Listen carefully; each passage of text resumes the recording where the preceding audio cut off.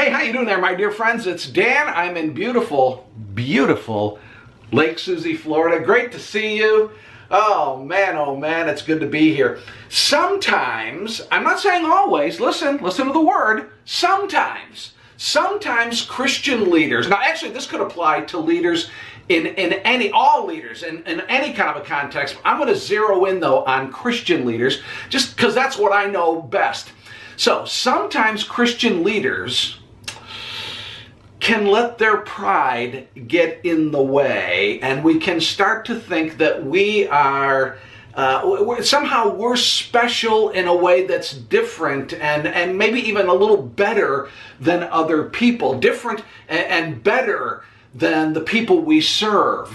For example, this is incredibly dangerous if we start thinking this way, obviously. It's dangerous for any leader in any context, business, education world, any leader in the political world. This is a dangerous thing for any leader in any context, but it's particularly dangerous for Christian leaders, especially when we consider what the Bible teaches about pride and arrogance and what Jesus says about leaders being servants.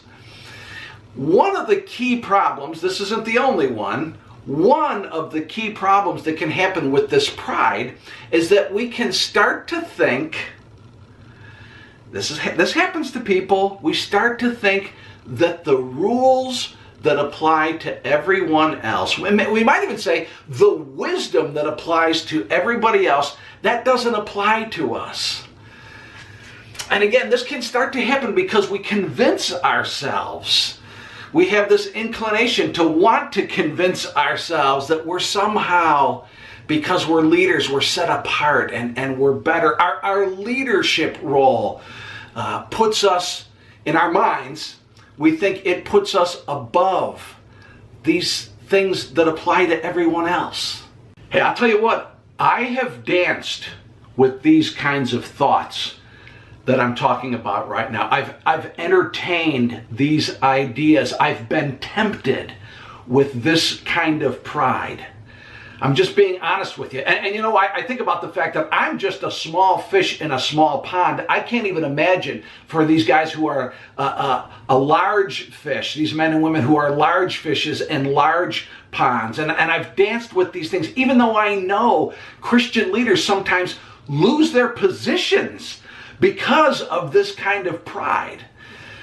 You know, there's a lot that we're told in the Bible about the dangers of pride, and on the other hand, the great value of humility. I try to remind myself, I'm reminding you too, whether you're a leader or not, this is a reminder for all of us. I try to remind myself of this verse from Proverbs chapter 16, and it's a real simple, short verse, but it's a good one to keep in mind. It goes like this: pride goes before destruction, a haughty spirit before a fall. Good and important and helpful words for all of us.